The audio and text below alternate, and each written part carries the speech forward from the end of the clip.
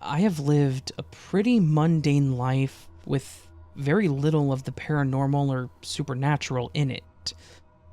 I've never even experienced sleep paralysis in my life. I'm 35 now. My father, on the other hand, is very prone to such things. So I will share some of his experiences as well. Also, I'd like to post a quick screw you to everyone who posts hoaxes, exaggerations, or other embellishments to this sub.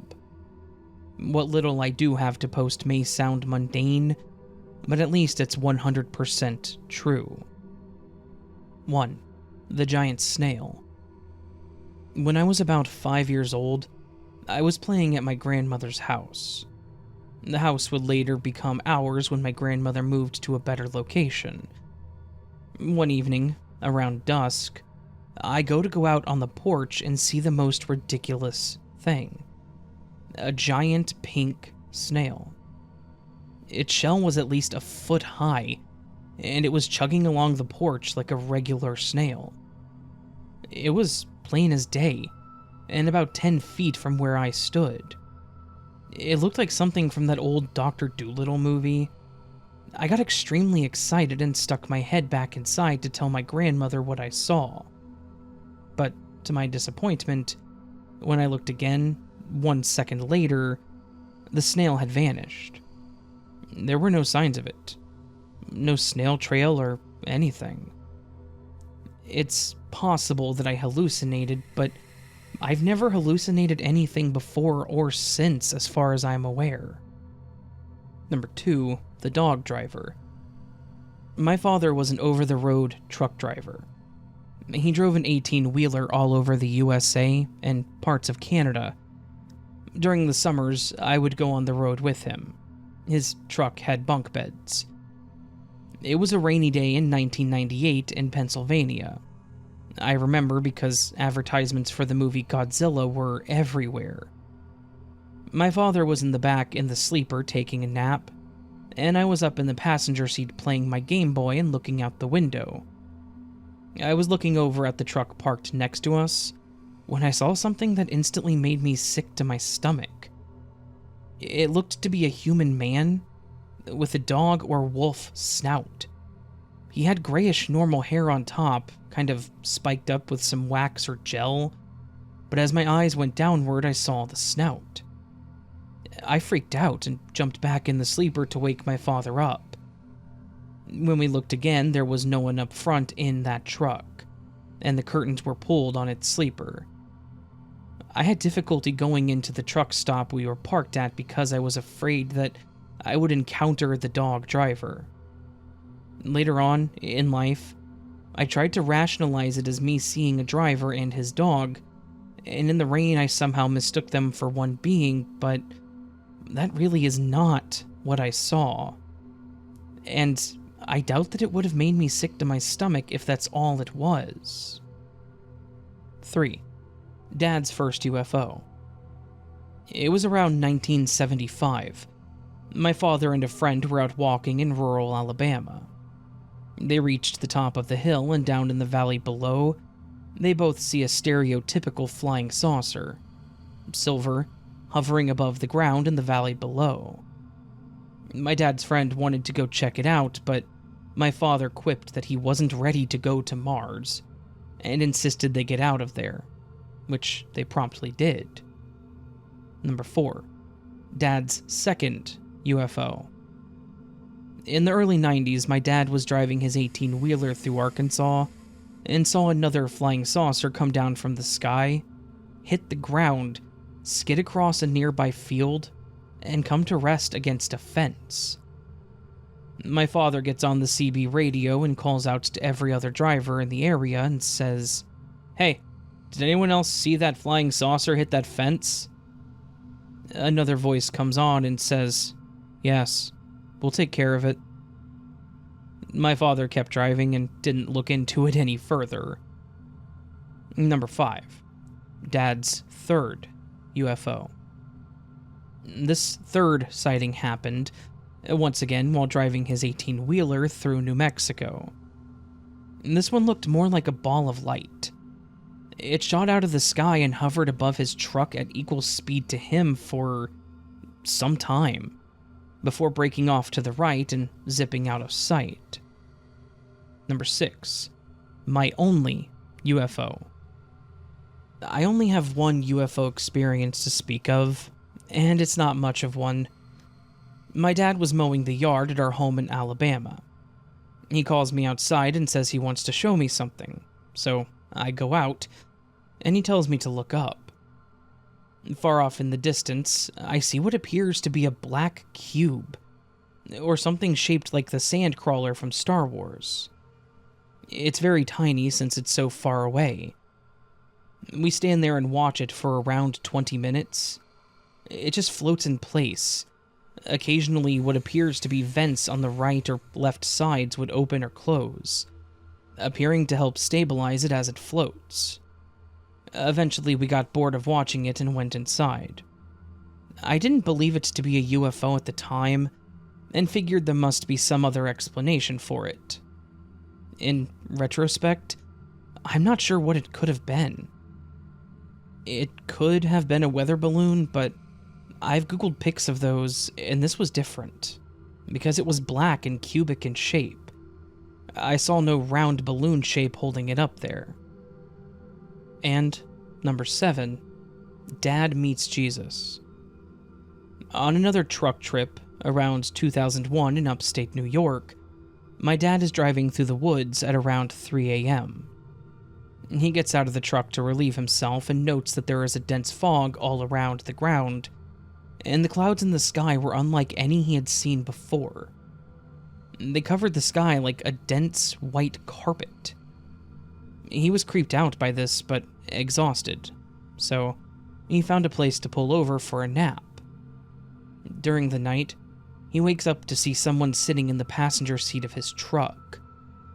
Assuming it's an intruder, he sits up and rears back his fist to punch them.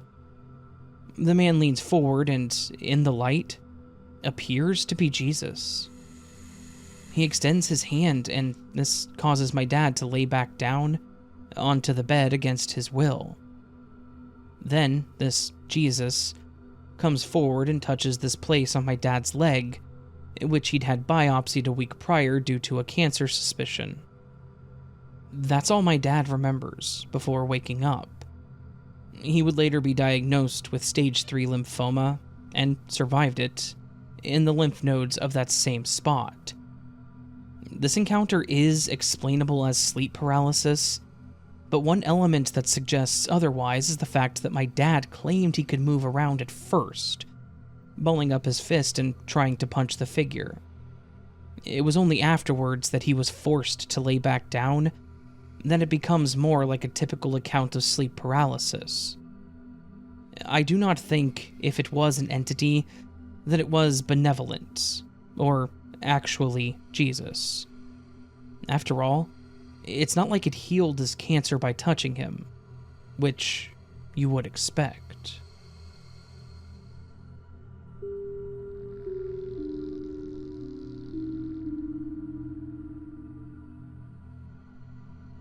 Hello, fellow Redditors. I found myself lurking and reading posts here from time to time, but it seems that I may finally have an experience of my own to post about. I'm not quite sure what to make of this, but last night, my husband and I were in bed trying to go to sleep. As it's quite hot where I live at the moment, I've been having a harder time getting to bed. He usually falls asleep quite quickly, so he didn't hear what I thought it was faint twinkling music, similar to an ice cream truck. I wasn't too concerned at first, as we live in a noisy area, but as I tried to focus on the sound, my inner ear began to feel in pain, as if there was immense pressure. I kept listening as I was confused as to what was happening. At no point did it get louder. At one point, it went away completely, leading me to believe it was someone just playing music on a hot night. Then, it came back, and my eardrum felt even more inflamed, and I felt the pain growing in my head. I covered my ear, but the pain didn't help much. At this point, I felt quite scared. I watch a lot of horror films, so my imagination tends to get the best of me. I yelped, partly in pain and partly in fear, and I woke my husband up. He groggily asked if everything was okay. I told him my ear hurt, but he went back to sleep almost immediately. I didn't hear the music anymore, but I turned and I covered my afflicted ear with the pillow.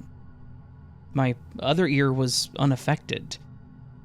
I was able to go to sleep just fine after that, with my ear right up against the pillow. So, yeah, it's a quite mundane thing, but still has left me scratching my head. My ear is fine this morning. I have a bit of a headache, but that's it. Has anyone experienced anything similar? Is this just tinnitus and I need to see a doctor?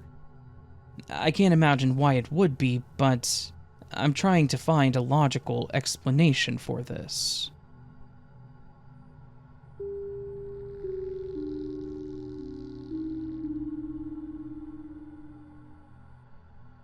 Back in December of 2021, I had a lucid dream of me dying. Now, I want to use the term dream lightly because it was too real. The following is a message that I sent to my friend just minutes after I woke up. Some things have been edited to hide personal information. I just had the most terrifying dream, and I don't know if I'll be able to sleep again for a while. I was in my bed falling asleep when I started coughing a lot, and eventually started to lose consciousness, and felt like I was falling asleep. But it felt different. My arms and hands hurt, and felt like the muscles in them were being ripped from my skin. After I fell asleep, my soul lifted out of my body, and I could see and feel myself die. I floated above my corpse until the morning, trying to figure out what had just happened because I had no idea what was going on. Then, I saw my mom walk into the room, and she tried to wake me up, but couldn't.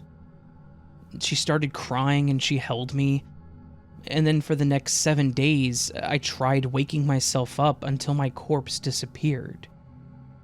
I was able to go back in time, experiencing things when I was 4, and with my cousins playing video games in my home country. And then, I was able to experience asking my girlfriend out and dating her. This went back and forth with me trying to figure out if I had really died or if I was in a dream. Like I said, I was trying to wake my corpse up. I, as a spirit, kept appearing on this small bridge as I looked at my entire life through a vision in the sky. Behind me looked like there was a building, or a church being built, and in front of me there was just light. This place was probably purgatory. After failing to wake up my dead corpse, I was able to call a friend and tell them that I was dead and that I was a spirit. I chose my girlfriend and I told her everything that I had experienced. She told me that I've been dead for 4 days and she doesn't know what to do. I tell her that I didn't think I was dead because I felt alive as a spirit, but at the same time felt trapped and was sentient and could obviously communicate with her. I had the opportunity to experience things that I used to do with her, like playing Mario Bros. And watching movies and kissing, but I could only see it through the vision in the sky. I couldn't feel it. I told my girlfriend to tell my friends that there was nothing to worry about, and that I was alive, and hopefully I could get my body back. No one believed her, and they thought she was depressed and going crazy. She talked to my mom about it, and my mom thought that she was on to something. I told my girlfriend to tell my mom only things that I knew, and that's how my mom knew we were communicating. I couldn't talk to my mom at all, but I could just watch my mom and my girlfriend talking through the vision in the sky. After a few more days, I had given up and started telling my girlfriend how I wanted my funeral to be, who I wanted there, and, for some reason most importantly, what I wanted to wear in the casket. I chose a suit similar to the one that my grandpa was buried in. I was on the bridge watching the construction of the building when I see a timer in the sky for 5 minutes. I somehow fly up with no control and was pulled into the vision. Everything went black. I was small. I was about 12 or 13 again. I spawned in these apartments that my parents and I used to live in when we first came to the town that I live in today. The lights were all off, and then I saw my mom on the living room couch crying, and I walked up to her, and she saw me and hugged me. I was able to feel again, but I still felt like I wasn't in my own body. My mom explained how she's happy to see me and that she always believed my girlfriend. I explained to her what's going on and how I've been trying to wake myself up from death. I asked her where my corpse is, and it didn't look like she wanted to answer, but she said it was in my parents' room. I walked over and saw an old pair of jeans and an old t-shirt on the bed. I touched them thinking that I would be underneath them, but I wasn't. My mom came in and told me those were the clothes that I was in when I died. My corpse was actually in the closet. She opened it, and I walked in. I looked to my right and I saw a pair of jeans and shoes propped up on a shelf. I felt them and I was able to feel my legs. I removed and separated the shirts that were hanging in the closet, and I saw my dead body propped up on a shelf like a puppet. My hair was long, I had chubby cheeks, my eyes were slanted. It looked exactly like me when I was about 12. It was a pair of jeans and a blue, red, and white patterned button-up shirt. That part's going to scar me for life. I was just looking at my dead body. My mom walked in and touched my corpse's face, and she told me that she missed me a lot and to come back. And I told her that I was coming back. Then, suddenly, everything turned white. I wake up and I started coughing again, almost choking on my own spit. I was back in my room, my normal room. I wasn't 12. Everything was normal. I sit up from my bed and I burst into tears. I have never experienced anything so real in my life. I've never had a dream that felt like real life, even though I was doing things that I couldn't do in the real world. Has anyone else ever had an experience like this? I think the most scarring part of this experience was seeing my dead body multiple times, and my loved ones' reactions to my death.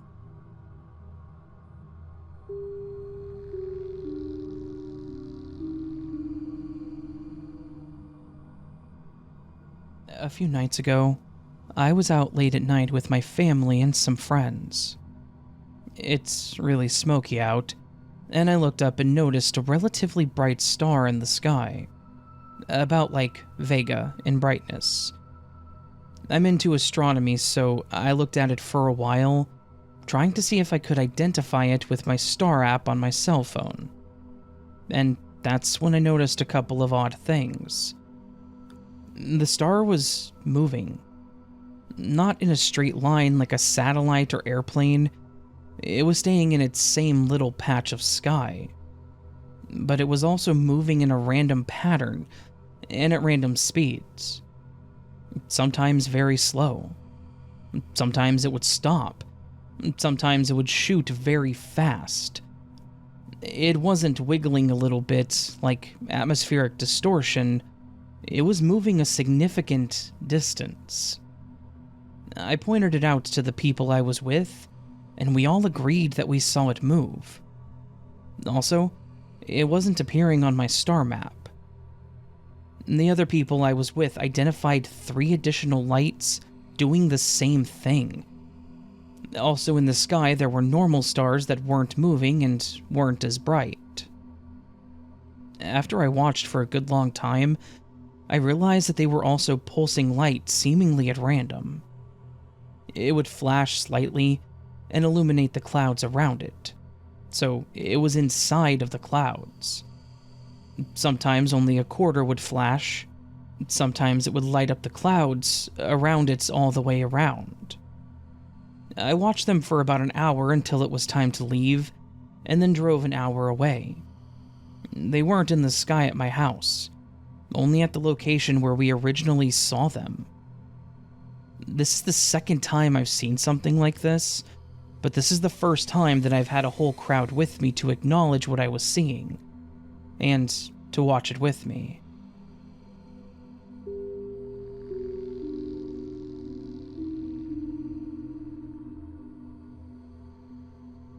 I grew up in a house built around the 1830s in a small town in western/upstate New York. I always had a kind of sense of spirits, but I was young and had a vivid imagination. I would get the feeling that there was something else there, but nothing really concrete to that end. I understand the concept of sleep paralysis, and I've never ruled that out.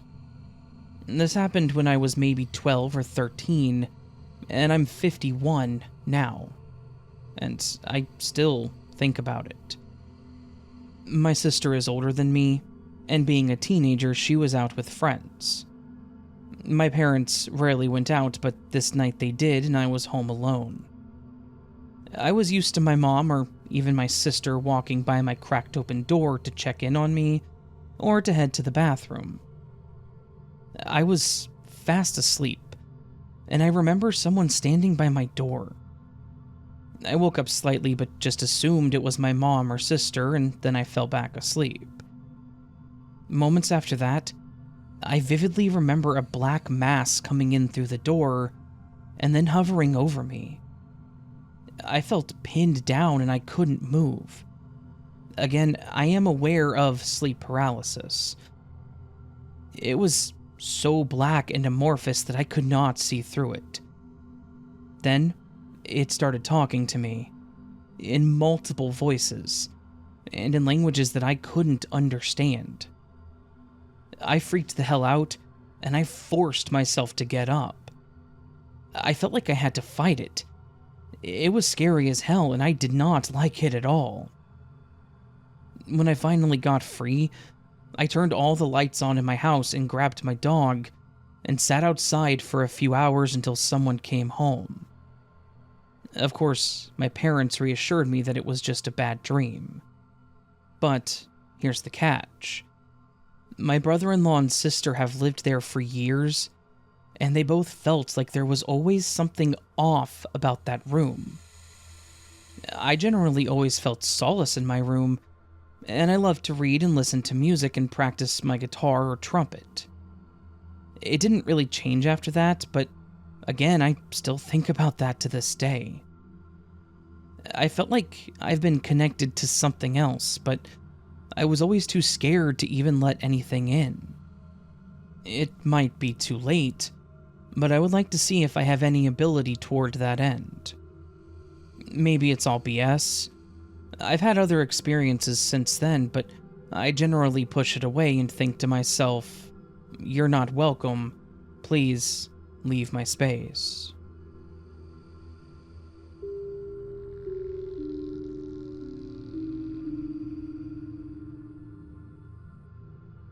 We stayed at Lake George Battlefield Campground, and our last night camping was July 16th of this year, 2023.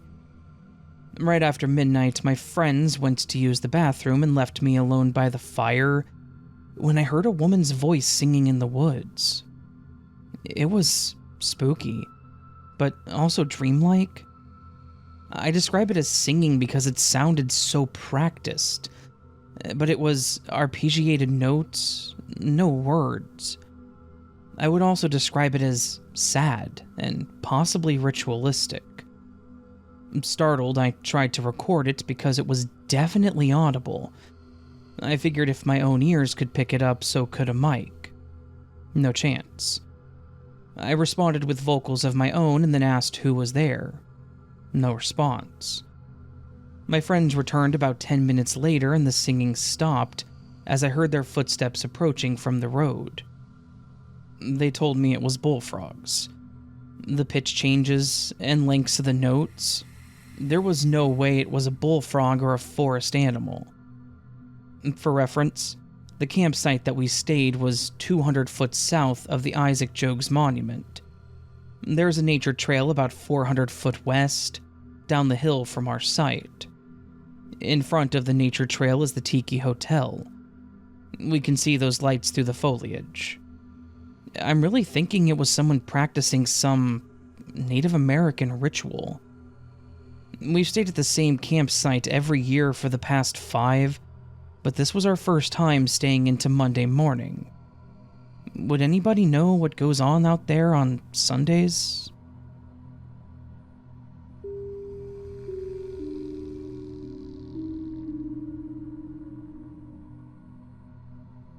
So, I had something happen to me today while at the grocery store. But first, a little backstory on me so the situation will make more sense. I am middle-aged and was diagnosed with ADHD, spectrum of autism, anxiety, and mild depression. One of my biggest challenges in life is the ability to focus, obviously. I'm oblivious to minor things around me and never pay attention to those things. Just going to pick up a few things gives me massive anxiety, and I find that wearing my AirPods helps tremendously. Well, today I was on my way home to get ready for work, and I needed a few things from the store. My spouse has a standing rule that I text him before I go to see if he needs anything, so I did. He needed 2 fillets of salmon at 2 pounds each, and 2 cans of chickpeas, the cheapest ones. So, I grab what I need first and make my way to pick up his stuff. I got to the salmon and headed to the canned aisle. As I'm walking down the aisle, I see an older gentleman walk towards me. I spent 8 years in the army, so I did what came natural and stepped to the side with my back to the shelf. This is where it gets weird. As he walked by me, he raised his hand and pointed directly at the chickpeas, which just so happened to be the cheapest ones, on sale 4 for $5. This wasn't a hand wave made in jest. This was a direct and intentional point to the chickpeas. I stood frozen for about a minute trying to grasp what had just happened. I came very close to asking him why he pointed, but by the time I snapped out of it, he was gone. Now, there might be a reasonable explanation for this, and I kind of hope that there is. Why else would he point at exactly what I needed? I would have been there for a while trying to locate them. He literally saved me time out of the day at the expense of me saying in my head, "What the hell just happened?" And I'm still in disbelief. If anyone has a logical explanation, I'm all ears.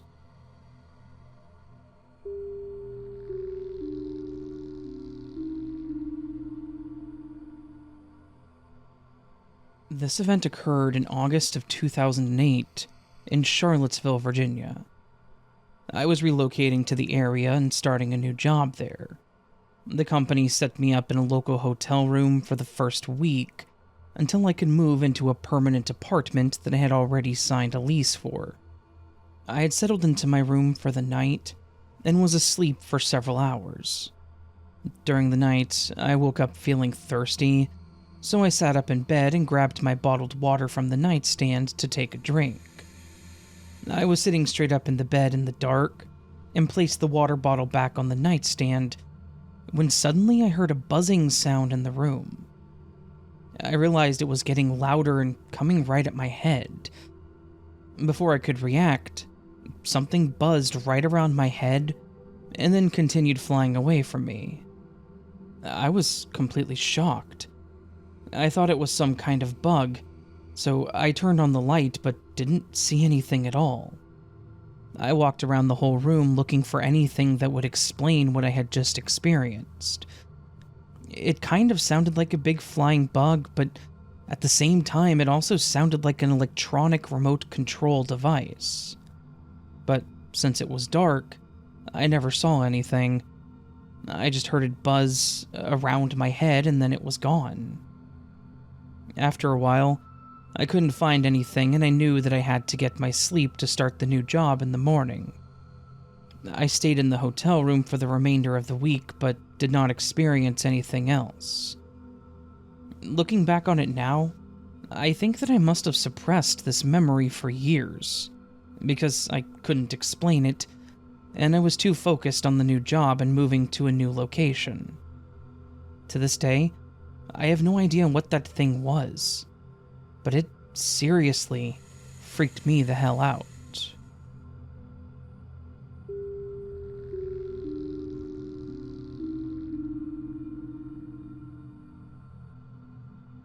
Hi. I had an experience when I was a kid, 9 or 10 years old if I recall correctly, and I'm almost 31 now. I wanted to post this here in case someone has this too, or if there is an explanation out there. My life was pretty chill. I was a kid that didn't watch much TV since we didn't have one in our house. I used to play in the backyard with sticks or just visit the neighbors. One day, I remember that I woke up and my mother cooked a fish. I remember that she didn't like to do that because of the eyes of the fish were kind of disgusting, but my father insisted on eating it. I ate with my sister at a little table, and I don't remember what I did next, but that night I went to bed. I shared the room with my parents. I woke up in the middle of the night, and I couldn't believe what my eyes saw. It was me, eating with my sister that same day but earlier, but I was seeing it from the perspective of my bed. It was so weird. My movements, they were all the same. I'm getting goosebumps just remembering the situation. I was seeing myself in movement but in the past, and it wasn't a dream. I got up and ran to my parents' bed and pulled the blankets over my head. I don't know if this is relevant, but after that, I used to dream while awake. I know the difference, and the first thing wasn't that kind of a dream. It was something else. I don't know what, but it was something. If you've had a similar experience, please make sure to let me know in the comments.